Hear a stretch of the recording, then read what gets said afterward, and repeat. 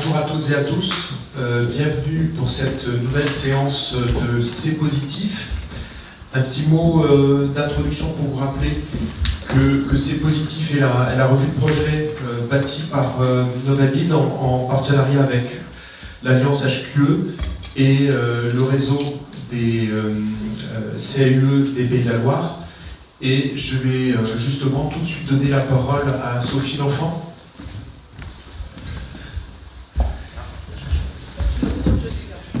Je ne devrais pas tarder. Voilà. À Sophie L'Enfant qui nous accueille presque chez elle ce matin. Presque, parce qu'on est... Alors presque, je vais commencer par ça, puisqu'en fait, c'est la fabrique Rêve de Ville du Mans Métropole qui nous accueille chaque année ici, et qu'on remercie, puisque c'est effectivement un lieu dédié à l'architecture, au paysage. Juste quelques mots pour le CAUE, c'est donc la 3e année que nous sommes partenaires avec Novabuild de cette opération, donc, qui met à l'honneur des opérations sartoises. Donc, on est très heureux d'être là pour une 3e année.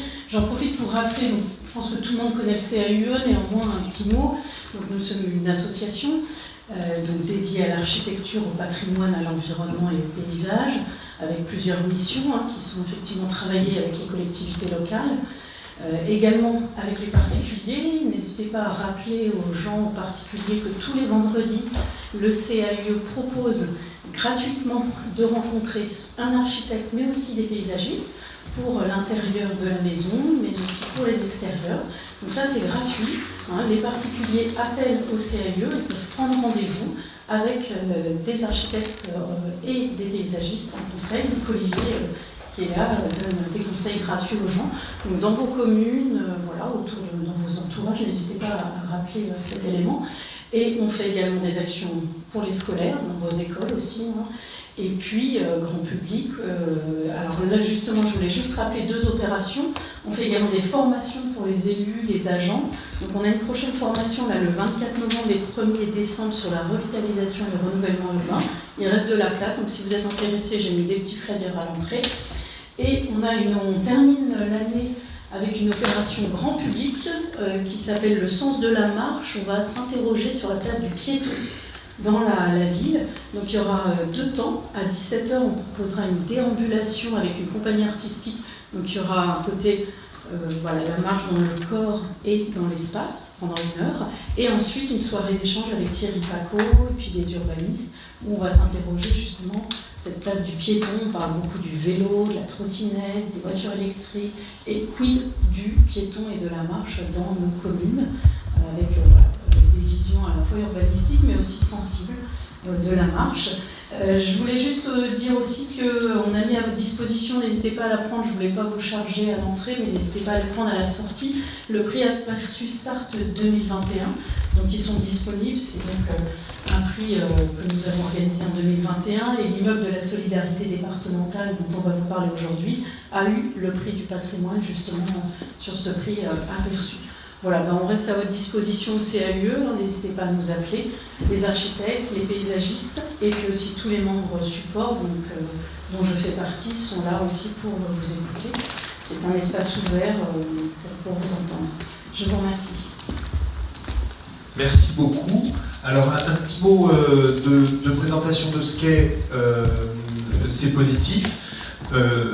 C Positif, c'est, comme je vous disais, une revue de projet avec un objectif, c'est de partager tout. Vous allez voir tout à l'heure, on a un temps de présentation d'un projet, mais surtout un long temps d'échange.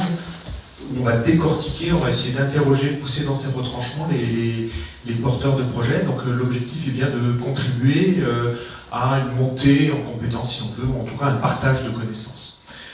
C'est un appel à contribution permanent, donc vous êtes vous-même maître d'ouvrage, maître d'œuvre, entreprise de construction.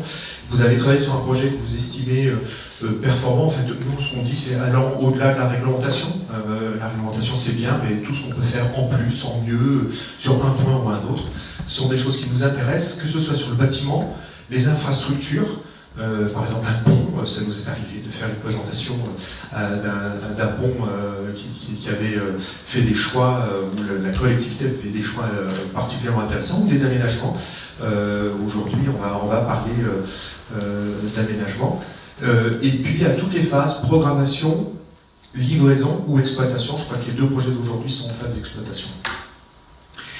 Donc les projets sont présentés et examinés par un comité d'experts. Vous les avez là. On fait la différence entre les experts et ceux qui ne sont pas les experts. Ils ont droit à une table aujourd'hui. Parce qu'en fait, ils prennent des notes au fur et à mesure et ils posent des questions. Alors, ils vont aiguiller les questions que vous allez vous-même vous poser. Et donc on vise 40 minutes de débat et à la fin, on va vous demander de vous exprimer.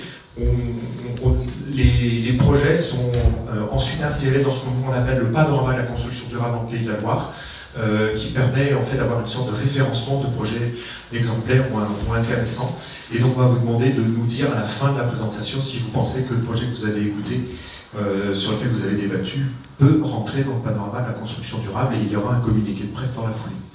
On utilise une grille d'analyse, on appelle ça presque une grammaire, pour comprendre un projet. L'avantage, c'est une sorte de checklist qui nous permet de nous dire est-ce qu'on a parlé de tout. C'est l'avantage d'un référentiel comme celui de l'Alliance HQE, c'est qu'il aborde une sorte de 360 degrés pour examiner un projet. Donc c'est pas que un outil pour être labellisé, ça peut être aussi un outil de compréhension d'un projet. Moi-même, quand je vais dans un jury d'attribution prix d'architecture, je viens avec ma grille d'analyse qui me permet de mieux comprendre ce qu'il en est. Alors, nos 3 experts sont désignés par les 3 partenaires de la revue de projet C'est Positif. Lola Duménil, qui est chef de projet bas carbone et résilience à Novabuild, donc désigné évidemment par Novabuild. William Matalou, expert de l'Alliance HQE GBC et également responsable environnement à l'agence AIA Life Designers, avec un S au bout ou pas? Je ne sais plus si. Donc c'est comme il faut. Et puis Olivier Trésorière, qui a déjà été présenté tout à l'heure, qui est désigné par le CLE de la Sarthe.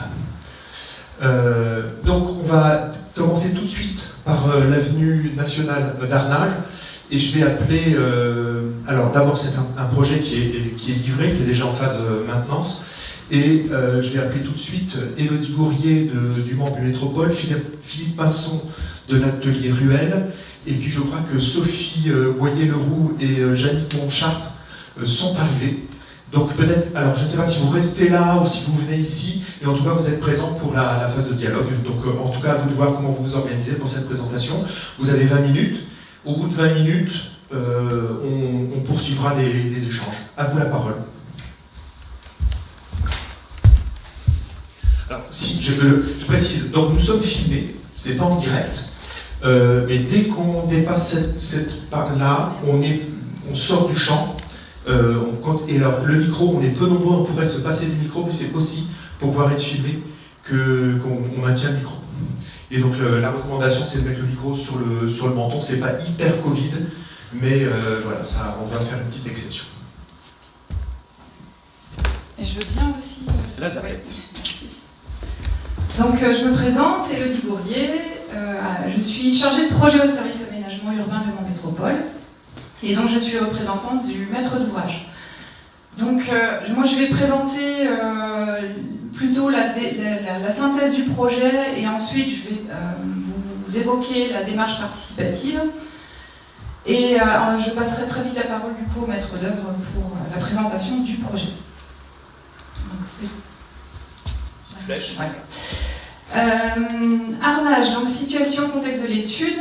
Donc Arnage, ville de Mans Métropole. On a travaillé, donc la demande de la commune, c'était de retravailler sur l'axe principal traversant de sa commune, sur environ 1 km. Donc avec beaucoup d'équipements et d'activités le long de cette avenue. Donc par l'impulsion de la commune et avec la validation de Mans Métropole, nous sommes assez vite mis d'accord sur le fait de vouloir concerter et de faire une démarche participative pour ce projet. Donc ce qui était assez nouveau pour nous, pour Arnage aussi me semble-t-il, en tout cas de cette ampleur-là, puisque nous avons fait appel à un bureau d'études spécialisé. Les objectifs de base, donc là vous avez des photos avant projet. Alors les objectifs étaient assez globaux, puisqu'il fallait donc améliorer et sécuriser les modes de déplacement doux, apaiser la circulation et réorganiser le stationnement, conserver l'attractivité commerçante et en faciliter les accès, accompagner les aménagements avec un éclairage spécifique et adapté, et donner, on va dire, vraiment une nouvelle identité à l'avenue nationale. Donc là, comme vous pouvez le voir, c'était même les revêtements, enfin tout était vraiment dans un état à reprendre, notamment avec des problèmes de bruit, des problèmes de vitesse, et puis comme vous le voyez, des espaces complètement, on va dire, secs et sans aménagement, sans accompagnement paysager réel. Donc une petite fiche de synthèse, date clé, donc en avril 2016 on a approuvé le programme et l'enveloppe financière, et de mai 2016 à février 2018 on a fait la démarche participative, donc ça a duré à peu près 1 an et demi. 1 an et demi parce qu'on est vraiment allé du diagnostic commun à l'avant-projet, d'où ces dates qui semblent longues mais qui ont été très utiles. Ensuite, d'avril 2017 à juillet 2019, on élabore le projet et on fait appel aux entreprises.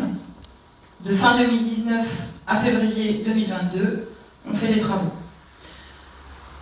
Et là, on livre là, en ce moment, on va livrer complètement l'aménagement avec notamment tous les espaces plantés, donc qui revient à la commune.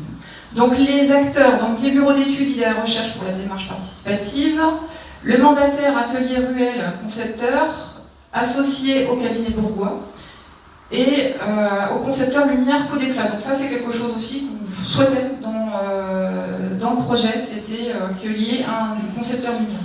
Pour nous c'était très important aussi. Les entreprises qui ont travaillé donc, pour le lot 1 VRD Durand, l'éclairage public, un groupement Citéos ERSMEN et l'aménagement paysager fait par IDVRD. Montant des travaux, 4 750 000 € hors taxe. Donc là, je ne vais pas tout vous dire. En tout cas, c'est évidemment le lot VRD qui est le plus important. Chiffre clé, je vais peut-être un petit peu vite. Chiffre clé, surface globale de l'aménagement, donc sur 1 km, on a en tout 27 500 m² d'aménagement réalisé. Avec une surface importante de mise en place de pavés, avec ou sans joint gazon, et aussi une surface assez conséquente dans les plantations avec 4000 m² en tout. Donc la démarche participative, on est parti d'un diagnostic commun avec 3 ateliers. Qui nous ont permis en fait de commencer à avoir les besoins, les envies et puis partager ce que souhaiteraient les gens. Et après ce diagnostic, donc là en fait ce sont des exemples de rendus de diagnostic qu'on a fait, alors par le biais de déambulations, par le biais de questionnaires, par le biais de reportages photos aussi. Donc tout ça, ça a été demandé au fur et à mesure, avec environ un atelier tous les mois et demi, pour justement avoir une sorte de régularité et de motivation continue avec les différents acteurs. Et ensuite, à partir du 4e atelier, c'est là qu'on a fait appel aussi à la construction du projet avec le maîtrise d'œuvre, qui avait été sélectionné entre-temps. Donc, 5 ateliers pour la co-construction du projet. Donc, prise en compte du diagnostic préalable et déroulement du projet, donc avec des propositions d'hypothèses. Donc, en l'occurrence, on était parti sur 3 hypothèses, et puis après, derrière, une hypothèse retenue et déroulement de l'AVP. On représente l'AVP lors du dernier atelier. Donc, ça a permis de rebalayer vraiment toutes les contraintes et d'aller un petit peu plus dans le détail pour mieux comprendre aussi lors de ces ateliers. Voilà. Ok, il y a des envies, mais ok, il y a aussi des contraintes qui y sont liées et qu'il faut débattre. Voilà, donc là je vais laisser la parole au maître d'œuvre.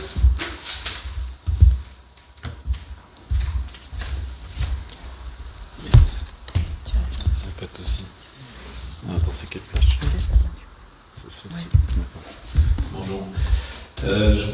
Philippe Pinson, je suis architecte à l'atelier Ruet. Deux mots sur l'atelier. On est un atelier d'une vingtaine d'architectes, de paysagistes, d'urbanistes, de géographes. Et on travaille principalement sur des projets urbains alliant maîtrise œuvre urbaine et aménagement des espaces publics. Et puis mais on ne fait pas que des opérations groupées comme ça, il nous arrive aussi bien évidemment de travailler sur des projets d'espace public, ce qui a été le cas sur Armage. On a travaillé sur le Mans, comme on a fait le parc des Glonnières il y a maintenant quelques années, et puis encore bien plus longtemps, l'Espal, enfin, les alentours de l'Espal, qu'on a réalisé. Je crois que j'étais à peine né. Non, c'est pas vrai, professionnellement, j'entends, professionnellement. Et puis on travaille assez régulièrement maintenant sur le Mans. Je vais parler directement du projet parce que c'est ce qui nous intéresse. C'est pas toujours facile de parler d'un projet comme ça en rentrant dans des cases.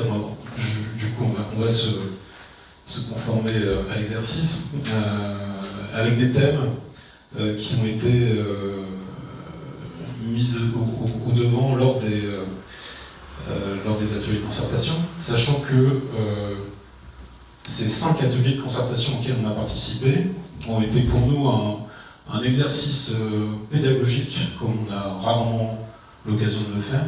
Et ça, c'était, je trouve, une vraie opportunité, ne serait-ce que pour nous, pour se re-questionner sur la façon dont on parle des projets, dont on communique sur les projets. Même si c'est des questions qui, forcément, nous préoccupent depuis bien longtemps. Et c'est pour ça qu'on s'est attaché on travaille avec un graphiste, avec qui on a, ça a plus de 20 ans maintenant, avec qui on a mis en place tout un petit vocabulaire pour rendre compréhensible de temps en temps des projets qui peuvent être représentés par des coupes, des plans et qui peuvent être assez abscons pour le grand public. Et pourtant, c'est vers eux qu'on s'adresse, évidemment, ou même des élus qui n'ont pas forcément les compétences pour décrypter des documents graphiques qui sont quand même souvent faits pour des spécialistes. Donc, si on a le temps, dans les annexes, vite fait présenter 2 ou 3 slides pour vous montrer comment on a travaillé. Donc la qualité de vie sur Armage, puisque ça a été un des thèmes, c'était retrouver l'esprit d'un centre-bourg, avec, n'oublions pas, 18 000 véhicules qui passaient tous les jours. Donc c'était comment faire en sorte qu'on retrouve des fonctionnalités comme les pistes cyclables, comme du stationnement, des plantations, de l'espace pour les piétons, une accessibilité pour tous. Et c'est là où... attendez. Ouais, c'est là où c'est pas tout à fait facile de parler de ces choses-là. Ou par exemple sur l'accessibilité, on est parti avec ces contraintes fortes des 18 000 véhicules jour, et on ne peut pas s'en passer, il y a 18 000 qui passent tous les jours, faisons avec, certes, mais réduisons la place de la voiture, et faisons en sorte que l'accessibilité piéton et enfin pour tous les déplacements doux se fasse très facilement. Donc on a pris le parti de ceinturer, l'enrober par 2 bordures qu'on voit ici sur cette photo, qui sont une bordure chanfreinée de 40 cm de large, et le chanfrein correspond en fait aux accessibilités PMR, à la réglementation PMR. Et on a développé ce profil de l'entrée d'Armage jusqu'à la sortie, sur les 1 km, si bien qu'on vient marquer à la fois les bateaux, comme on peut le retrouver ici, on vient accompagner les traversées piétonnes de la même façon, accéder, du coup, traverser d'une rue à l'autre se fait assez facilement, sans pour autant se retrouver avec des vues de bordure très hautes, parce qu'on voulait retrouver l'esprit, parce que, ok, très bien, c'était devenu un centre-bourg vétuste, bruyant, mais il faut quand même rendre à César ce qui est à César, c'est que ça a été fait en 89, l'aménagement d'Armage, et c'était assez révolutionnaire de ce qui a été fait en 89. C'est-à-dire qu'il n'y avait pas une bordure, c'est-à-dire que tout était traité sur un seul plan. Alors avec des pentes qui n'étaient plus accessibles, hein, évidemment, au regard de la réglementation d'aujourd'hui, mais il faut quand même louer qu'il y avait une vraie volonté de mettre en place tout un vocabulaire de zone 30, qui correspondait aussi à une vision de l'époque, en 89, mais il fallait, je pense, le souligner. Il vous reste 8 minutes. 8 minutes. C'est large. Donc voilà, je tenais à le dire quand même parce que les deux images peuvent être assez contrastées comme ça, mais c'est quand même deux époques différentes et ce qui a été fait en 89 était quand même assez novateur. Donc qu'est-ce qu'on a apporté nous sur le... Alors attendez, je vais revenir sur ces images. Qu'est-ce qu'on a apporté? On a apporté une réflexion sur les matériaux, sur la perméabilité des sols, sur le réemploi des matériaux. Donc on a, comme je disais tout à l'heure Elodie, on a mis une grande part de pavés. On a 15 000 mètres carrés, je crois, de pavés, y compris les pavés à joint gazonnés, c'est-à-dire qui verdissent, hein, évidemment. D'ailleurs, on peut apparaître ici, qui accompagnent les petits salons ou qui marquent les places de stationnement. Donc ces 15 000 mètres carrés deviennent du coup perméables. On a fait une pause sur sable, ce qui maintient les pavés en place parce que c'est un des meilleurs matériaux quand même pour la compression. On a surtout insisté sur le fait que parce qu'on intervient assez fréquemment sur les espaces publics, on le voit tous, hein, il y a des tranchées, il y a des réinterventions lourdes à faire. Et donc là, c'était de réemployer le matériau. C'est-à-dire que là, démonter le trottoir ou démonter une place de stationnement, c'était quelque chose d'assez aisé à faire. Il suffit de démonter, de mettre les matériaux sur le côté, on intervient pour le remettre.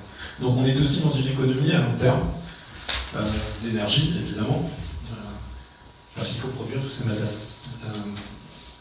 Et puis ces matériaux, on a pris cette couleur aussi parce que on parle assez souvent, de la luminance des matériaux, de leur albédo, mais ça c'est pour la chaleur. Et ce matériau, en fait, même s'il n'y a pas de matériau idéal, quand même cochait quand même pas mal de cases. Ainsi, étant clair, il permettait de refléter en partie la lumière, et notamment le soir à l'éclairage, et d'avoir une uniformité relativement forte. Et ce sentiment d'éclairement qui permet aussi d'avoir une impression de confort. L'albédo, évidemment, c'est un albédo qui est meilleur que celui d'un robé. Donc là, encore une fois, on participait à l'abaissement de température ambiante. Et puis, on a, en resserrant l'espace dédié à la voiture, puisqu'on est sur une chaussée qui doit faire 5,90 m, on a dégagé pas mal de place pour les piétons, pour les cycles, et puis pour les espaces verts, avec une particularité quand même à Arnage, c'est que ça soit la rive est, parce que là, l'est et l'ouest, hein, le nord étant ici, le sud là-bas. La rive est et la rive ouest étaient truffées de réseaux. Pour éviter justement d'intervenir sur la chaussée, on préférait embêter les piétons, les riverains, plutôt que d'embêter les voitures. Donc tous les réseaux étaient dispatchés sur les côtés. Donc il a fallu nous qu'on s'intègre dans toutes ces contraintes et qu'on réussisse à planter. Alors on a réussi à planter 240 arbres, ce qui est quand même assez conséquent, avec la volonté de raconter autre chose que juste un esprit, enfin on ne pouvait pas juste mettre du vert pour mettre du vert, c'était raconter le temps avec la saisonnalité, parce que c'est aussi ça, vivre dans une commune, on ne vit pas de la même façon quand l'hiver arrive ou quand le printemps arrive, et pour ça il y a des signes annonciateurs. Donc on a mis des bulbes dans les zones de plantation qui émergent dès le mois de janvier, fin janvier. On a des arbres qui prennent des colorations automnales pour annoncer justement la fin de l'été et le début de l'hiver. Donc c'est aussi tout ça qu'on a voulu mettre en place. J'ai envie de m'arrêter là vraiment pour vous parler du projet parce qu'il y a des choses qui me semblaient plus intéressantes. Notamment, je sais pas, il n'y a pas les annexes. Vous voulez mettre les annexes photos? Vous Ouais. êtes arrivé sur cette présentation. Excusez-nous dans un autre fichier. Ah, d'accord.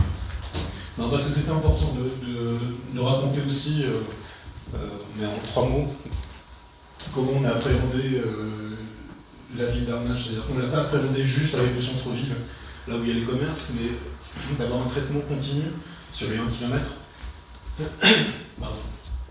Et avec, en essayant de ne pas différencier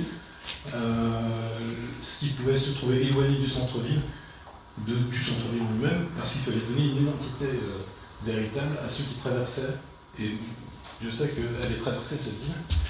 D'ailleurs, c'était une des contraintes fortes du chantier, hein, parce qu'à aucun moment on a utilisé de l'alternat, c'est-à-dire qu'on s'est toujours débrouillé pour faire écouler les 18 000 véhicules qui passaient tous les jours. Donc, en ce sens, je remercie aussi l'entreprise Lyon qui a été particulièrement efficace. Désolée, ça ne fonctionne pas. Bon, bah tant pis. Tant pis. Non mais je vais vous montrer aussi que ça soit l'entrée du garage Peugeot, que ça soit la terrasse du bar tabac, que ça soit l'entrée de la station-service, on a apporté du soin à tous ces espaces-là, parce qu'il n'y a pas de hiérarchie dans la perception de ces espaces-là. Tout ça constitue bien évidemment Arnage. Et donc devant le garage, on a mis des pavés comme partout. Alors on nous a dit, ah mais mon Dieu, ça va être sale. Oui, mais quand il y a de l'enrobé, c'est aussi sale. La saleté, elle est là quand même, sauf qu'elle se voit un peu moins. Voilà, mais la qualité première était quand même de pouvoir réemployer, de réintervenir, encore une fois, en économisant et les matériaux et l'énergie, et de faire en sorte qu'il y ait une appréhension, une sensation de qualité quand même. Et puis on a on a devant la station-service, pour pouvoir conserver son utilisation au quotidien, parce que c'est quand même je ne sais pas si vous avez vu, mais c'est quand même des stars de BFM TV et de TF1 aujourd'hui, le gérant de la station-service. Voilà, la station-service, où tout en continuant l'utilisation du matériau béton et dalle, là on est parti sur des grands modules, si bien qu'en fait on préparait le fond de forme, et puis on est arrivé avec des grandes dalles et on a posé au fur et à mesure de façon à conserver toujours le fonctionnement de la station-service. On lui a fait une belle politesse et il n'y a pas de raison d'ailleurs que, encore une fois, on ne traite pas cet espace-là, non pas comme une vulgaire station-service avec ses îlots, comme on peut le voir au supermarché qui est un petit peu avant, mais qui n'a aucune qualité spatiale, parce que c'est encore pour la voiture. Mais là, ce sont les cyclistes qui passent par ici. Et ils passent le long de la station-service. Et donc ça, pour nous, c'était important de traiter de manière égale la totalité des espaces. Les 3 points que vous souhaitez qu'on retienne du projet? C'est la concertation, je crois. Ça, c'est le premier point. Il me reste même une petite minute. On est dans la dernière minute. Ouais, mais alors vite fait. Bon, ça c'est des photos, le soin aussi. On est tombé sur une entreprise qui évidemment on a fait des prescriptions pour la mise en œuvre, mais quand on voit cette courbe telle qu'elle a été réalisée, c'est aussi grâce au talent des poseurs. Évidemment à notre attention à ce qu'ils le réalisent bien, mais aussi parce que c'est eux qui le font, il ne faut pas l'oublier. Juste des petits. Voilà, par exemple, ça c'était le rond-point des blasons avant. Ça, c'était une des propositions. On leur a dit, oui, voilà, ce qui serait bien, c'est quand même de planter massivement, parce que de l'autre côté, sur le sud, on arrivait par des forêts de pins, en discutant, finalement, peut-être que le pin n'était pas la bonne solution. Et puis, on a intégré l'entrée-sortie de la zone commerciale, là, c'était dans la Pinède, la piste cyclable, l'entrée-sortie de la station de lavage. Et puis, en fait, on a fait un espace aujourd'hui qui sert de zone de covoiturage.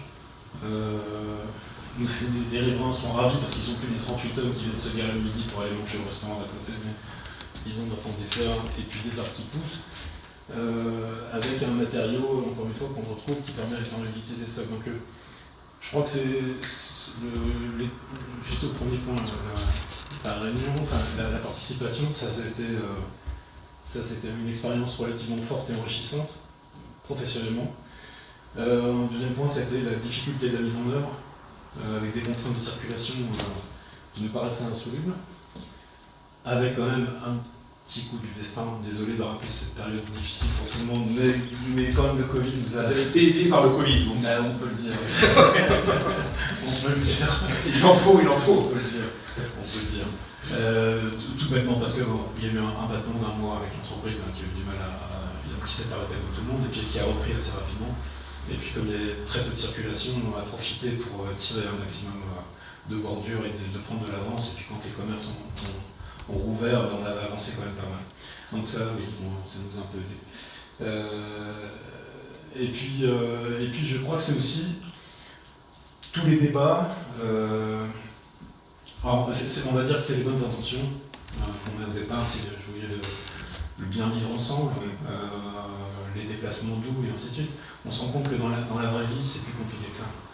C'est pas parce qu'on fait des pistes cyclables sur le trottoir pour mettre les enfants en sécurité parce qu'ils vont au collège que tout le monde apprécie les pistes cyclables qui sont elles aussi fréquentées par les piétons.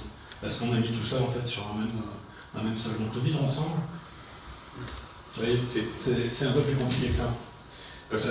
Et bien sûr, ce sera votre mot de la fin. Oh, ça peut l'être. Et on démarre maintenant un débat. Si vous voulez. Merci beaucoup, si vous voulez bien applaudir. Gardez le micro. L'idée là maintenant. Si vous voulez bien, je vais demander aux experts. Alors, en général, c'est le sérieux qui démarre avec sa première question. Oui, alors, c'est pas forcément une question technique, parce que je voudrais ouvrir un peu le truc un peu plus largement. C'est vrai que ce projet est d'une envergure, et on se rend compte qu'il y a eu un projet qui a déjà été fait en 89. On se rend compte que ça fait 30 ans, on va dire, 33 ans. Comment, quand on conçoit un projet de traversée, en tant que concepteur, on arrive à passer, on fait en sorte que l'aménagement qu'on va faire va pas être un effet de mode, et que 50 ans plus tard, il y a un autre projet qui va se faire, qui va remplacer le précédent. Est-ce qu'on arrive à anticiper ces questions-là, ou est-ce que c'est complètement impossible, ou alors quand même intuitivement on fait des choix, vous l'avez dit avec les bordures chanfreinées par exemple, on fait des choix qui vont permettre justement de ne pas se dire dans 50 ans on refait parce qu'il y a de nouvelles modalités, une nouvelle façon des nouvelles modes de transport, on se rend compte qu'aujourd'hui il y a une nouvelle façon de se déplacer, etc. Donc comment un projet d'aménagement de traversée peut anticiper ces questions qui sont pas évidentes, j'entends, mais voilà, donc ça serait intéressant d'un point de vue du concepteur de se dire voilà, comment on réfléchit à ça. Alors, peut-être déjà en réfléchissant à la mise en œuvre, c'est-à-dire donner des conditions, je pense aux arbres, parce qu'on dit souvent que la durée de vie d'un arbre en milieu urbain c'est une grosse trentaine d'années, ce qui correspond en fait à la période que vous venez d'évoquer. Mais encore une fois, il faut se remettre dans l'histoire, c'est-à-dire que quand on plantait des arbres, notamment ceux qui étaient plantés sur l'avenue nationale, avaient des fosses de 4 mètres cubes, et encore, je pense que les 4 mètres cubes c'était pour ceux qui avaient des vraies fosses. La plupart du temps, on faisait un trou dans le porte-pièce, on mettait l'arbre et après des brouillards. Voilà, ce qui fait que les racines, bon bref. Là, on a fait des vraies fosses, c'est-à-dire que les fosses minimum sont 9 mètres cubes par arbre. Donc on a 9 mètres cubes de terre. Donc on les a installés quand même dans des conditions qui, j'espère, vont faire qu'ils vont se pérenniser et puis se développer et puis retrouver les vieilles images qu'on avait, parce que ça aurait été intéressant aussi, dans ce que vous dites, de remettre... début de siècle précédent, où en fait on avait un double alignement, et tout le monde est venu, voilà, il n'y avait que des grands arbres. Donc là en fait, qu'est-ce qu'on fait ? On remet quelque chose qui à un moment donné a disparu parce qu'on va y trouver des bienfaits, notamment pour aujourd'hui le problème auquel on est confronté, qui est la climatisation des villes, le traitement du carbone, l'assimilation du carbone. Donc c'est ça qui rend aujourd'hui une présence des arbres, mais on s'en est passé pendant très longtemps. La preuve, c'est que vous voyez les photos d'avant, il y avait très peu d'arbres. Mais pour prolonger la question, est-ce que, puisque vous êtes un maître d'œuvre spécialisé en aménagement, est-ce qu'on peut imaginer des aménagements qui soient plutôt évolutifs, plutôt qu'un avant-après ? On puisse intervenir plus régulièrement, donc pas dans 30 ans, mais tous les 5 ans, refaire une petite modification pour lui permettre que structurellement il soit tout le temps là et qu'on n'ait pas à faire une grosse modification au bout de 30 ans? Alors ça, moi dans 30 ans, je sais pas ce qui se passera en 30 ans. Je suis pas devin. Même si on essaie de se projeter un peu, il suffit de regarder comment on vivait il y a 30 ans et comment on vit aujourd'hui. Il y a un peu la révolution, donc là maintenant, je ne sais pas. Par contre, mettre dans le contexte les conditions d'une évolution avec une économie d'énergie d'intervention, ça oui. Voilà. C'est pour ça qu'on est parti sur un matériau modulaire et réemployable et réutilisable. Oui, ça peut-être, ça c'est déjà présager de l'avenir. Et puis ne plus traiter l'eau comme un déchet. C'est-à-dire que les eaux pluviales, c'est que ces eaux-là, en fait, elles servent aussi à alimenter et les plantations, parce qu'on n'est pas rentré dans tous les détails, mais il y a des caniveaux qui viennent alimenter des fosses de plantation. On a mis des zones perméables de façon à ce que l'eau pénètre dans le sol et réalimente les nappes phréatiques. Enfin, c'est tout ça. Quand on pense que le développement durable, je ne mettrai pas un tampon à 50 ans, vous voyez, c'est un peu difficile. Mais au moins déjà dans l'immédiat ou dans le moyen terme, faire en sorte que les choses s'installent, vivent, et puis puissent se transformer petitement, mais dans une économie de moyens, je pense que c'est pas mal. Peut-être en prolongement, les représentants de la ville d'Arnage. Oui, bonjour Monsieur Mouchard, adjoint urbaniste d'Arnage. Donc, je revenais également au niveau des matériaux. Nous avons été obligés de faire des travaux dans la ville d'Arnage récemment. Les pavés ont été soulevés, les travaux ont été faits, ils ont été remis, et c'est à l'identique. Je peux vous garantir que là, quelque chose de génial, c'est que l'opération ne se voit pas. Alors que fut un temps, eh bien, il y avait une tranchée, rebelote, et que des saignées, et alors que là, rien du tout. Et l'appropriation par les habitants, on a entendu en conclusion qu'en fait c'est pas si évident, les voies vélo sont peut-être pas utilisées comme voies vélo, etc. Comment les gens se sont appropriés le nouvel espace? Alors, les habitants sont très exigeants maintenant. Très très exigeants. Avant il y avait des pistes cyclables, ça allait, ça venait, bon ben il y avait des rencontres, alors que là maintenant il y a encore des pistes cyclables, des bandes cyclables, des piétons, et là ça se ça s'interfère vraiment très très bien. On est toujours de dire, ah bah oui, il est sur la piste cyclable, il est sur la bande cyclable, il est sur la bande vide. Donc ça se déroule vraiment bien. Et les bancs, parfois on a l'impression que les bancs sont là parce qu'on a un taux, il faut mettre un certain nombre de bancs, puis on les met, et ils ne sont pas utilisés, si Absolument pas, là je vous arrête. Les bancs sont utilisés. Super. Ils sont utilisés parce que, bon, mais disons que lorsque l'on vit maintenant, la vie nationale, c'est quelque chose de vraiment très très intéressant. Pour la bonne raison, c'est qu'on peut maintenant, le dimanche après-midi par exemple, eh bien, vous avez des personnes qui viennent et qui vont sur la vie nationale. Avant, il n'y avait pas. Parce que bon, elle était très austère, elle était très, et bruyante. Je peux vous assurer que là, ils ont réussi à jouer sur le bruit aussi.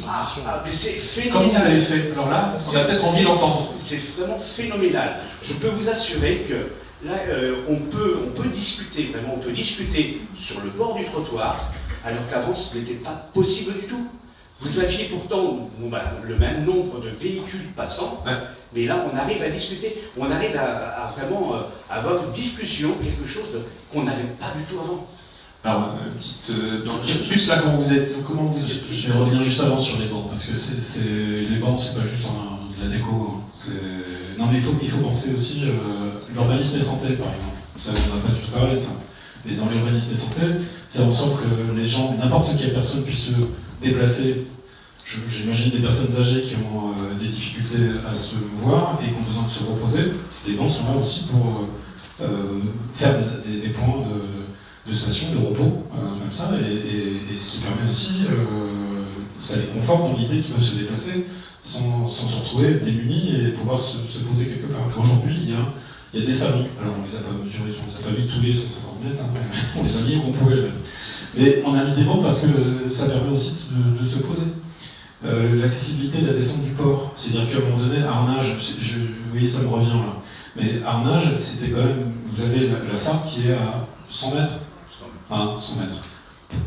Qui savait qu'il y avait la Sarthe à côté qu'on pouvait traverser sans vous dire que la Sarthe est là. Pourtant, on est dans le département de la Sarthe avec le fleuve qui est là. Donc, donc ce qu'on a fait, nous, c'est qu'on non seulement on a rendu accessible la descente du port, mais on a ouvert. Aujourd'hui, quand vous êtes dans le centre d'Arnage, vous voyez la Sarthe, ce qui ne se voyait pas avant. Voilà. Donc c'est aussi créer l'identité pour les Sarthes, pour les Arnageois, je vais dire les Sartois. Pour les Arnageois, l'appartenance à cette rivière, et dire que oui, Arnage, c'est là, on est au bord de la Sarthe, et de leur donner l'opportunité de le voir tous les jours, c'est à un moment donné conforter aussi l'idée qu'on sait de la commune dans laquelle on habite, la représentation qu'on a. Donc dans le confort, il y a la question d'acoustique, j'imagine aussi pour les riverains, l'acoustique c'était insupportable. C'était insupportable. Et comment on fait je peux vous dire que la première fois qu'on est allé sur le site, on l'a balayé, on a fait tout le tour, c'est quasiment 3 km. On est sorti, on s'est mis justement près du port parce qu'on n'en pouvait plus. Mais ça vient des matériaux, c'est-à-dire qu'il y avait. Alors c'était du béton désactivé, il y avait des plaques de béton, et tout ça crée un environnement sonore qui on s'habitue, mais qui est extrêmement épuisant, et on s'en rend compte assez facilement. Et d'ailleurs, M. Fonchat, si vous vous souvenez bien, lors des dernières réunions de chantier, je vous ai vu téléphoner au rond-point, et je suis allé vous voir, et je vous ai dit, vous avez vu, pourtant vous pouvez téléphoner sans vous mettre à l'écart, c'est-à-dire qu'on a abaissé le niveau de bruit. Mais c'est des choses qui sont peu perceptibles, mais au quotidien, je peux vous assurer que ça change la vie. Et pourquoi ? Parce qu'on a aussi fait en sorte que les seuls endroits où la voiture roulait, on a dit ok, on va mettre de l'enrobé. Et on a mis un enrobé relativement fermé qui diminue le bruit. Voilà. C'est vrai que c'est un vrai projet qui prend en compte plein de notions liées au développement durable, et aussi à l'urbanisme favorable à la santé, parce que là on répond pleinement à ça. Le fait d'avoir des dispositions sur une longueur qui est quand même relativement importante, des temps de pause, donc pour le cas de vie, pour le bien-être ensemble, qui est ombragé. Une question aussi, est-ce que c'est dépensé avec la végétalisation pour l'ombrage, du coup d'avoir des espaces reposants, en même temps quand on a vécu 40 degrés haut, on a des temps aussi où on peut être à l'ombre, donc c'est quand même aussi important. C'est une notion clé, la relation aussi avec la mobilité douce, parce qu'il y a un vrai travail qui est fait. Alors je suppose que la place du vélo était inexistante, en tout cas ça manquait de sécurité. Est-ce que par rapport à ça, le vélo est plus utilisé ou pas, du fait d'avoir une connexion dédiée au vélo, ou est-ce que c'est trop loin d'un secteur d'activité qui fait que le vélo finalement n'est pas emprunté? C'est une des questions que je voulais savoir. On a une piste cyclable, est-elle empruntée? Parce que il y a un grossier son tissu urbain. Tu peux répondre la ville, l'agglo. Vous me permettez juste? Non, parce que j'ai deux petites choses à dire sur les vélos en ville. Non, parce que c'est un vrai sujet, le vélo en ville. Aujourd'hui, c'est un peu la tarte à la crème. On fait des pistes cyclables, on est en train d'aménager des villes aujourd'hui pour le vélo, comme on aménageait la ville dans les années 70 pour les voitures. En oubliant une chose, c'est quels sont les utilisateurs de l'espace urbain, public, les plus vulnérables. Voilà. Et je renvoie à la formule de l'énergie cinétique, la vitesse au carré, multipliée par la moitié de la masse. C'est la vitesse. Donc quand vous avez un vélo qui côtoie des piétons sur un même espace et qui roule 4 fois plus vite que le piéton ne se déplace, c'est 16 fois l'énergie qu'il va donner au piéton quand il va lui rentrer dedans. Donc c'est aux cyclistes de faire attention. Comme ça se passe sur les sports d'hiver, sur les pistes de ski. Il y a très peu d'accidents au regard de la fréquentation, de la diversité des trajectoires, des niveaux, des vitesses, et un espace contraint, puisque les pistes sont balisées. Mais en fait, il y a une règle, c'est de faire attention à celui qui est en aval. Et je pense que dans la pratique de l'espace public, aujourd'hui, les cycles sont tellement contents qu'on leur ait dédié un espace où ils peuvent se sortir des voitures, c'est qu'ils se sentent totalement presque prioritaires. Et alors, je sais pas, dans cette espèce d'euphorie de faire du vélo, on traverse la ville à 30 km/h. Voilà, en oubliant qu'il y a des gens qui sortent des commerces, qu'il y a des gens qui sortent de chez eux, qu'il y a des gens qui sortent de leur voiture, qu'il y a des enfants qui traversent, enfin bref, la vie de la ville, quoi. Donc, au début, la piste cyclable n'était pas... tout le trottoir ouest, dont je parlais tout à l'heure, qui dessert à la fois les collèges, une partie des commerces qui va vers le port et qui va vers la surface commerciale à l'ouest, tout ça c'est desservi par la piste cyclable bidirectionnelle, mais en rentrant dans Arnage, on avait trouvé cette astuce avec le Mans Métropole de transformer cet espace en voie verte. Une voie verte, c'est-à-dire qu'il n'y a pas de hiérarchie, c'est un espace partagé. Et les vélos, aujourd'hui, ont du mal à penser à partager l'espace. Voilà, vous voyez, tous les conflits d'usage aujourd'hui viennent de là. C'est-à-dire qu'en fait, les vélos, quand ils rentrent dans la ville d'Arnage, devraient se comporter comme les voitures. C'est-à-dire, je fais attention, je rentre dans un espace urbain. Vous voyez ? Donc, et ça se passe pas. Voilà. Vous voulez en dire un mot du vélo? Alors, la question des est-ce que ça a augmenté la pratique du vélo? J'aurais rajouté juste un truc, excusez-moi, c'est que je suis cycliste. Hein. Voilà. Je ne suis pas pro-voiture, je suis cycliste. Alors, il est certain que les cyclistes, il y en a de plus en plus. Ça, on ne peut pas nier, c'est le fait. Par contre, c'est vrai qu'ils roulent vite, et donc ça, malheureusement, c'est la civilité, et on ne peut pas empêcher les gens de rouler vite, étant donné qu'ils ont la possibilité, en plus, ils ont une vue dégagée sur l'ensemble du linéaire. Donc, ils se permettent de rouler un peu plus vite, mais par contre, il y a une piste piéton qui est très utilisée également. C'est vrai que de temps en temps, il y a des cyclistes qui vont du côté piéton et des piétons qui vont du côté cycliste. C'est tout à fait logique et normal, dans le sens où la voie est partagée. Mais il n'empêche que les cyclistes, quand même, sont quand même relativement dans leur voie, privilégiés quand même, pour pouvoir rouler. Mais c'est vrai qu'il y a de plus en plus de cyclistes. C'est identifié. Le piéton et le vélo, la piste est identifiée au sol. La piste est identifiée, tout à fait. Mais c'est, comment dirais-je, on est obligé de le faire. Au tout début, on était vraiment, est-ce qu'on le fait? Mais on a été obligé parce que c'était à la demande quand même de tous nos citoyens. Et faites une séparation cycliste. En Hollande, qui est un pays précurseur sur ces questions-là, la piste cyclable a toujours une couleur différente. Et identifié. Et il ne joue pas trop sur les trottoirs non plus. C'est-à-dire qu'en fait, la piste cyclable est allée conquérir plutôt des espaces là où il y avait des voitures que là où il y avait des piétons. Ce sont des orthodoxes, il ne faut pas l'oublier non plus. C'est-à-dire qu'on n'a pas la même civilité, la même notion de citoyenneté et le vivre avec. C'est tout à fait la même chose. J'aimerais qu'on parle un petit peu maintenant de débat participatif. Parce que vous nous avez dit dans les 3 points saillants que c'était ce que vous retenez le plus.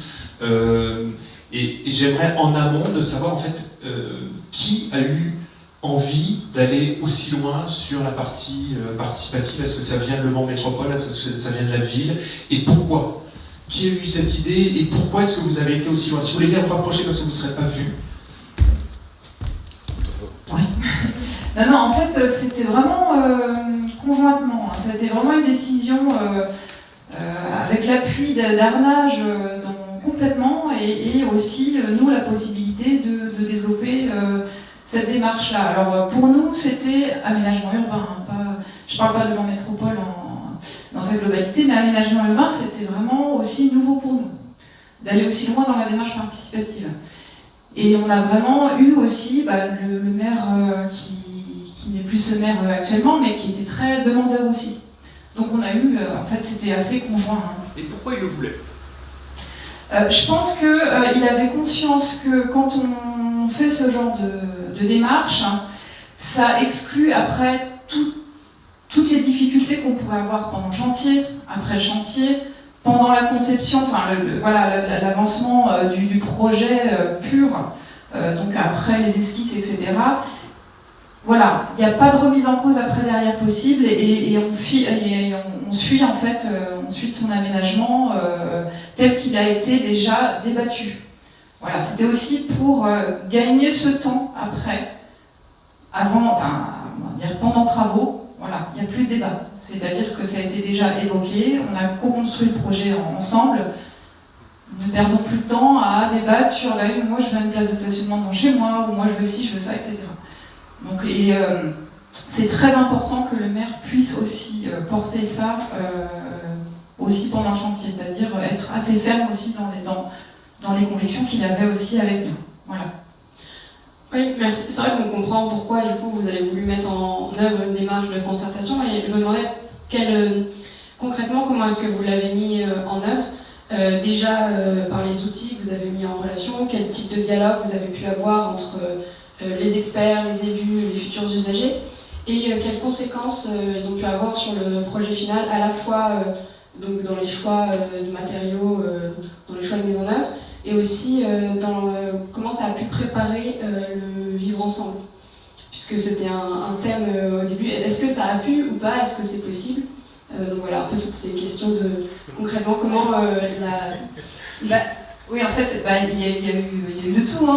Il y a eu ceux qui ont participé du début à la fin et qui ont vraiment été acteurs et qui derrière, oui, prennent conscience que voilà, on a fait évoluer le projet aussi grâce à eux, avec eux, etc.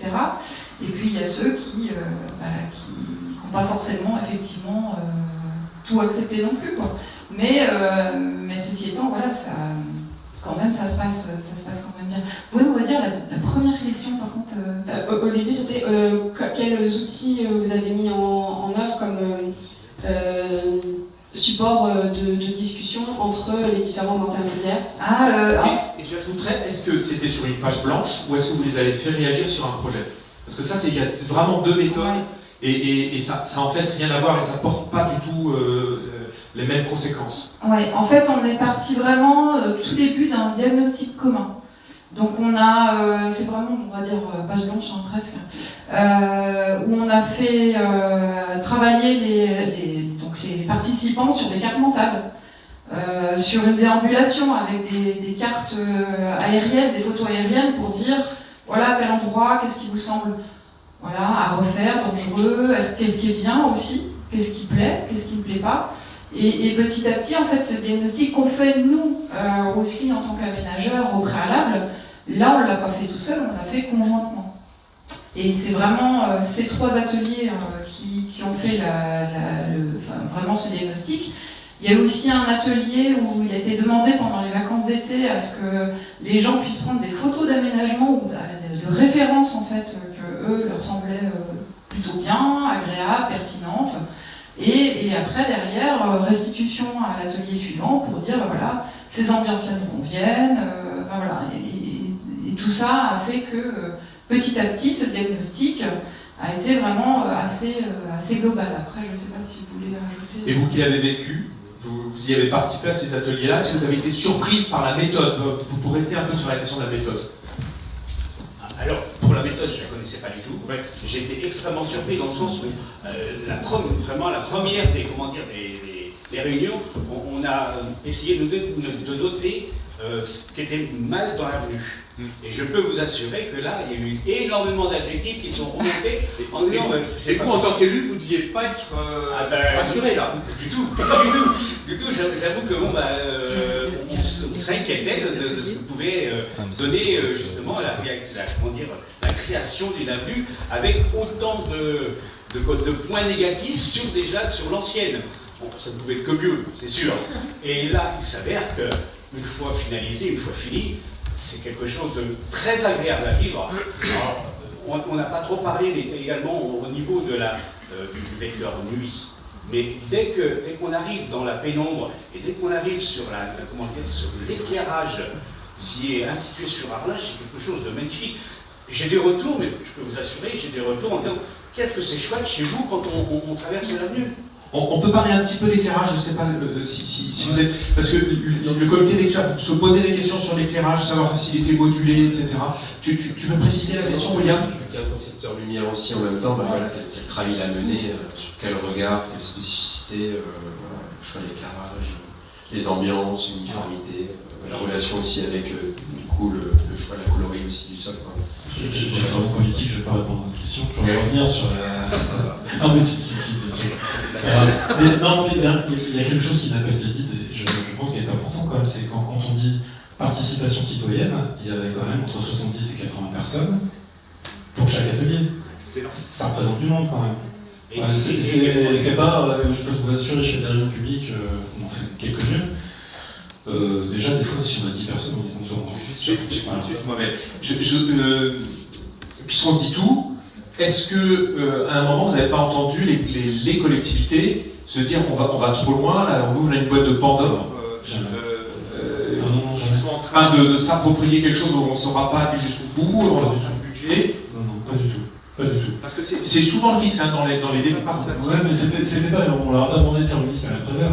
On leur a pas demandé ça. On leur a demandé de faire un diagnostic et puis après de co-construire avec nous le projet. Et nous, on était là en tant que garde-fou. C'est pour ça qu'on a une vertu pédagogique quand même qui a été relativement forte. Et pour revenir sur l'éclairage, j'ai pas oublié, on a même fait une visite de nuit avec les habitants et le concepteur lumière. Et ce qui était très intéressant, c'était à un moment donné de voir que la lumière n'est pas une donnée, encore une fois, technique qu'on classe et qu'on met dans un tableau en disant objectif atteint, c'est une sensation en fait. Voilà, c'est une sensation.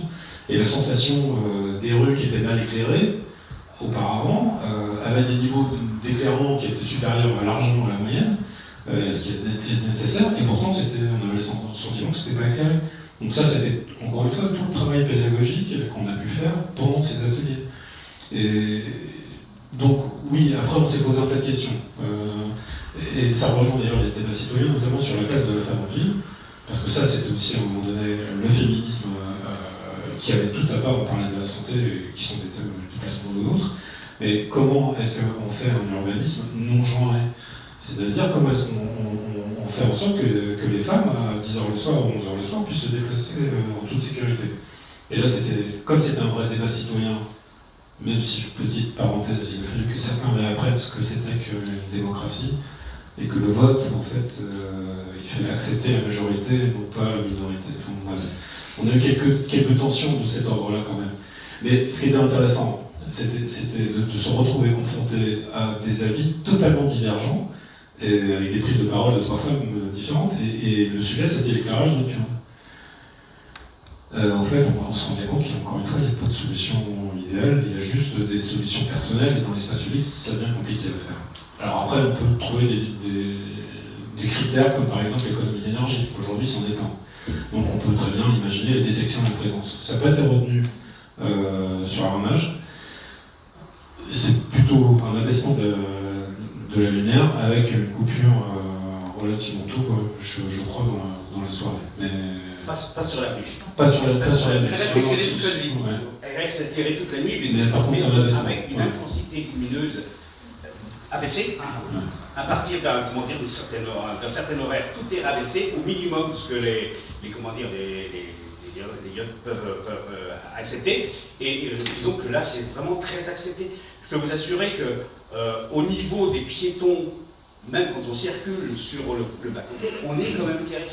Avant, on avait des candélabres qui étaient très très hauts.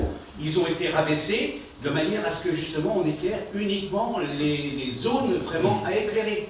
Et ça, je trouve ça vraiment génial. Et en plus, nous avons des couleurs qui sont douces, chaudes, différentes.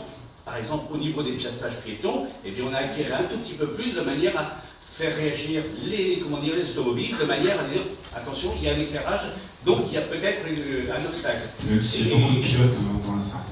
Même s'il y a beaucoup de pilotes. Et je voulais en revenir également sur la vitesse, parce que bon, ça n'a pas été forcément évoqué, mais la vitesse, étant donné qu'on n'a pas une vision linéaire de l'avenue, eh bien ça oblige les véhicules à justement ralentir, étant donné que l'avenue a été en zigzag, légèrement en zigzag, parce qu'on n'a pas forcément bien vu, et qui fait que on n'a pas de vision à très très très loin. Donc eh bien ça oblige les automobilistes à relever un petit peu le pied, et je peux vous assurer que c'est la réalité. Est-ce qu'il y a des questions dans la salle, monsieur? Je vais vous passer le micro. Michel Lambert de l'Amazon. Donc nous, on a commencé la même démarche il y a une dizaine d'années, et là on est à la fin de réalisation, et on va terminer le chantier à la fin de l'année. On s'est beaucoup inspiré de l'exemple d'Arnage, parce que mon adjoint de l'urbanisme, il a travaillé à Lyon Métropole, Frédéric, et donc on a visité le chantier, et bon, on est allé beaucoup moins. On a planté 120 arbres, on a mis 100 mètres d'avenue. Alors je vous pose une question, c'est concernant le commerce. Nous, on est impacté par le commerce. Pendant 2 mois, on a fermé l'avenue. Et évidemment, ça a posé des problèmes. Les commerces étaient accessibles. Mais là, quel est l'impact maintenant sur le commerce de proximité? Est-ce que ça le dynamise? Est-ce que ça a regrimpé? Là, je peux vous assurer que les commerçants sont tout à fait contents. Et il y a même des réouvertures de magasins, alors qu'avant c'était plutôt en déclin. On avait des fermetures de magasins. Et là, on s'aperçoit qu'il y a des nouvelles affiches, des nouvelles façades. Donc, à mon avis, les commerçants ne se plaignent pas du tout. Hein. Par contre, quand la phase est très haute, il y a la perte de chiffre. Comment vous l'avez géré ça? Eh bien, on était assez conciliants, on a refait des parkings supplémentaires dans des poches un petit peu plus loin, on les a écoutés, parce que c'est vrai que au départ on était parti sur un certain positionnement des parkings, il s'avère que ce n'était pas forcément judicieux, on en a remis d'autres, et puis on les a écoutés, et puis au fur et à mesure, eh bien, dans la bonne entente, ça a été. Sachant quand même que les travaux ont été réalisés par tranche. Donc, ça impactait une tranche, impactait un tel commerçant, une autre impactait un autre commerçant. Mais disons que dans l'ensemble, je vous assure que dans l'ensemble, ça s'est bien passé. Ça s'est bien passé. Il y a une question sur le débat participatif. Oui, du coup, une dernière question sur la participation. Du coup, on a évoqué des procédés qui sont assez innovants dans la participation, etc. Et comment est-ce qu'on peut financer en fait ce genre de nouveaux outils? Est-ce que c'est des choses que vous allez faire sur le temps d'études? Est-ce que c'est comptabilisé comme un temps d'études? Comment tout simplement ça se finance et le travail potentiel supplémentaire que ça peut engendrer dans les différentes versions qu'on va devoir proposer ou tout simplement du temps investi? On a été payé pour ça. Alors en fait, oui, ce sont des études en fait. Donc on fait le choix de soit partir avec un bureau d'études spécialisé, alors nous c'est ce qu'on a voulu faire depuis le début, parce que nous ne sommes pas professionnels, nous ne connaissons pas ce métier en tant que tel. On le fait dans le cadre surtout de réunions informatives, et parfois sur certains projets, ça dépend aussi de la taille du projet, de ce que demandent aussi les maires en place. Mais nous, en tout cas, on ne se substitue pas à ce genre de bureau d'études, parce que c'est un vrai métier, quoi. Et l'enveloppe de départ était suffisante pour financer l'ensemble? Parce que nous, ça nous est déjà entendu dans cette enceinte-là, sur les débats participatifs, d'entendre des gens dire qu'il faut être un peu militant, parce que on en a eu pour notre argent. C'est-à-dire qu'on en a fait beaucoup plus que ce qui était prévu dans l'enveloppe initiale, parce qu'on voulait aller jusqu'au bout, et l'enveloppe ne le prévoyait pas. Donc, non, c'est tout. Bon, ça fait partie, il y avait un montant de marché qu'on a respecté, il n'y avait pas de débordement, il n'y avait pas de... Voilà. Après, on est parti sur une démarche, on savait déjà ce qu'on voulait, dans le sens où on avait déjà établi un certain nombre d'ateliers, un certain nombre de réunions préalables, tout ça c'était déjà préétabli, il y avait déjà un cahier des charges. Et on n'a pas débordé de ce cahier des charges-là. Voilà. Parfois, la maîtrise d'œuvre est inquiète parce qu'elle doit réécrire, redessiner le projet 50 fois.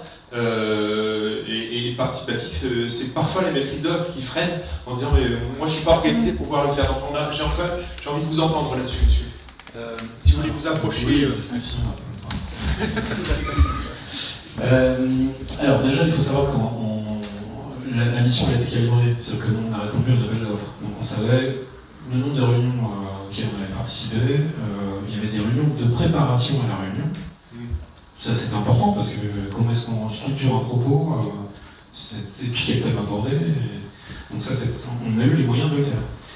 Et on n'est pas passé directement, tout à l'heure tu disais l'avant-projet, mais en fait c'était les études préliminaires.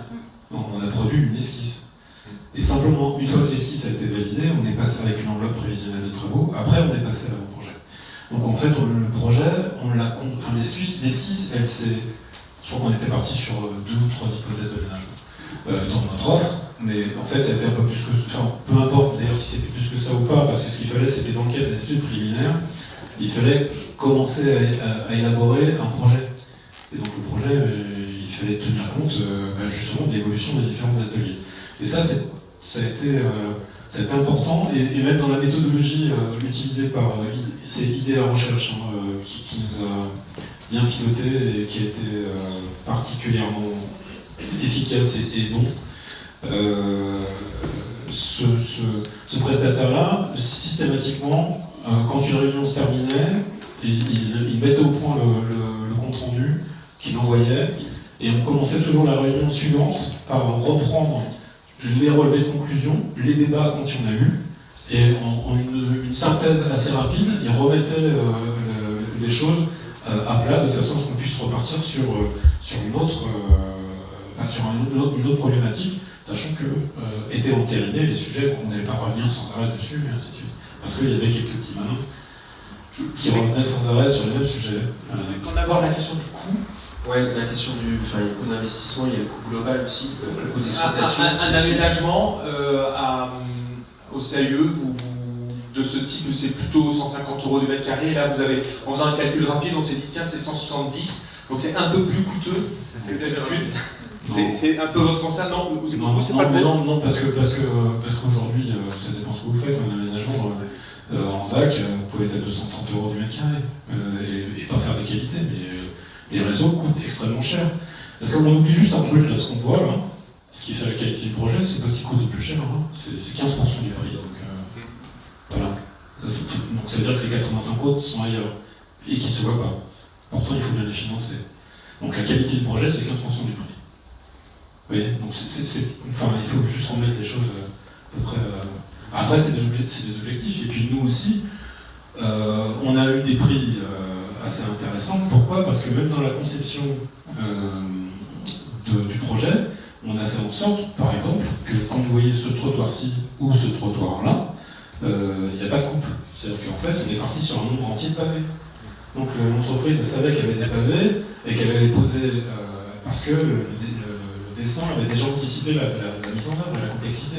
Donc eux, ils ont baissé les prix de fourniture et de pose. Pas de pose surtout. Voilà. Question sur la performance environnementale, William, on s'approche de la fin. Oui, j'avais différentes questions. Savoir s'il y avait des critères environnementaux en fait, qui étaient appréciés, notamment en fonction de la remise des offres des entreprises.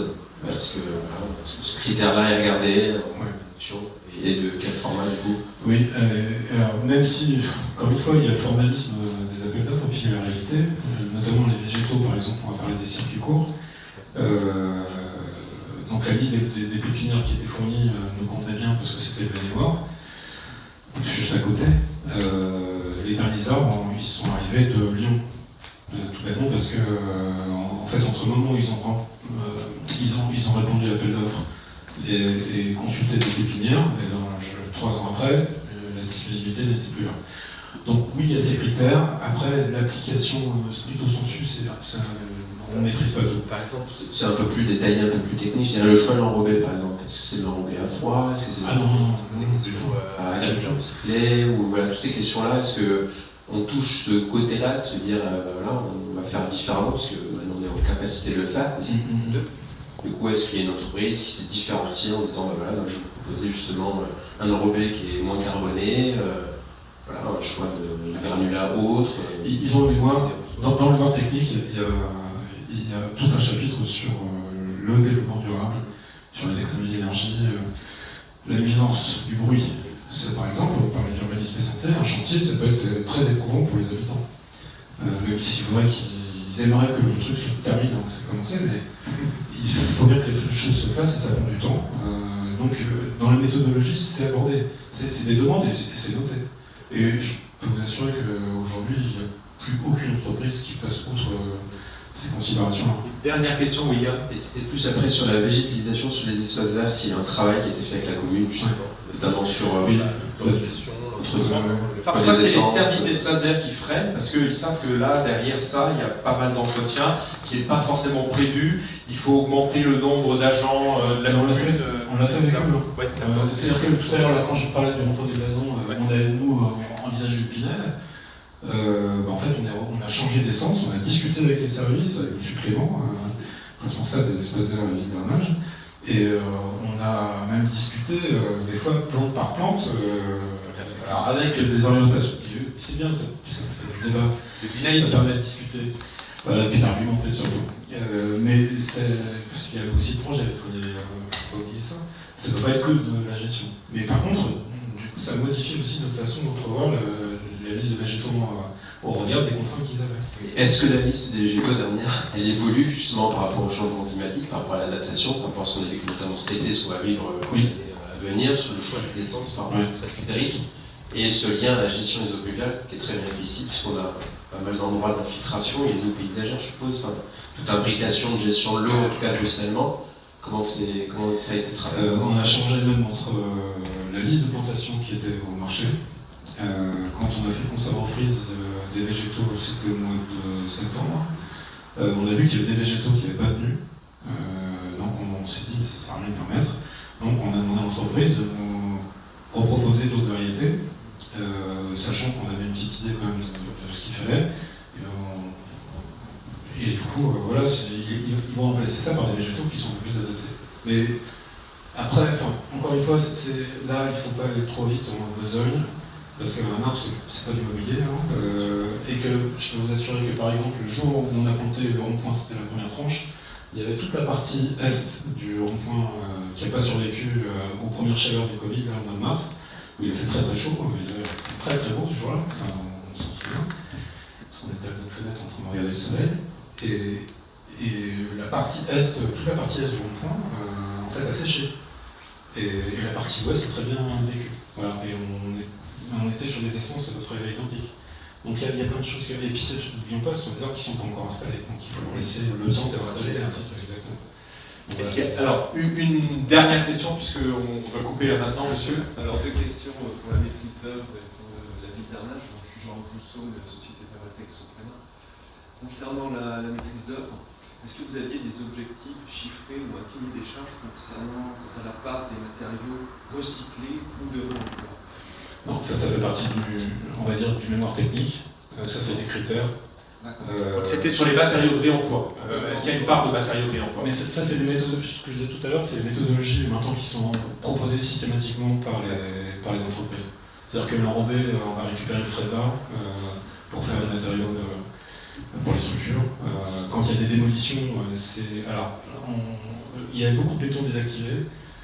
Ça a été emmené en plateforme où c'est là où en fait ils sont retraités et réemployés. Mais pas forcément réemployés sur le projet, parce que ça aurait été bien. Et là, je pense que M. Monchâtre aurait eu quelques plaintes. Ça aurait été de broyer le béton sur place. Là, je vous dis pas, on est quand même dans un milieu urbain. Monsieur dit non. D'accord. Donc voilà, et après il faut composer. Et donc c'est emmené en plateforme, traité, et après réemployé peut-être sur d'autres projets. Peut-être même que ce qui a été démoli sur la première tranche a été réemployé sur la dernière tranche, mais ça fait partie des méthodes. Et j'ai bien compris que vous aviez une deuxième question. Oui, au niveau de la nouvelle configuration, donc il y a l'aménagement urbain, y a-t-il moins de circulation de poids lourds? Est-ce que les poids lourds sont passés par ailleurs? C'est là aussi l'enjeu. Ils sont toujours là. J'avoue qu'ils sont toujours là et c'est toujours notre point noir. C'est vrai que là, parce qu'on fait en sorte on a toujours cette problématique de traversée. Là, je peux pas. Ça reste une traversée. On ne peut pas vous dire qu'avec l'avenue, ça a changé quelque chose. Non. Mais monsieur Monchâtre, c'est interdit. Oui. Hein, non, mais il faut le dire. Ils sont interdits. Ils sont interdits. Ah oui, d'accord. Ils sont interdits. Sécurité tout à l'heure, ça rentre dans cette. Mais comment est-ce que vous interdisez à des poids lourds de traverser la ville d'Arnage quand ils se sont déjà engagés? Donc on n'a pas les contrats exceptionnels. Mais il n'empêche qu'on a toujours des traversées poids lourds. Alors, on est arrivé en point final là, et donc, comme je vous avais dit tout à l'heure, je vous poserai une question. Est-ce que vous pensez que ce projet peut rentrer dans le panorama de la construction durable en Pays de la Loire? Donc, qui est contre? Je fais comme dans les conseils municipaux. Qui s'abstient? Et donc, qui est pour? Alors, contrairement aux conseils municipaux, je fais lever les bras aux gens. Donc, qui est pour? Félicitations. Vous votez 2 fois, vous. Bravo. Si vous voulez bien applaudir,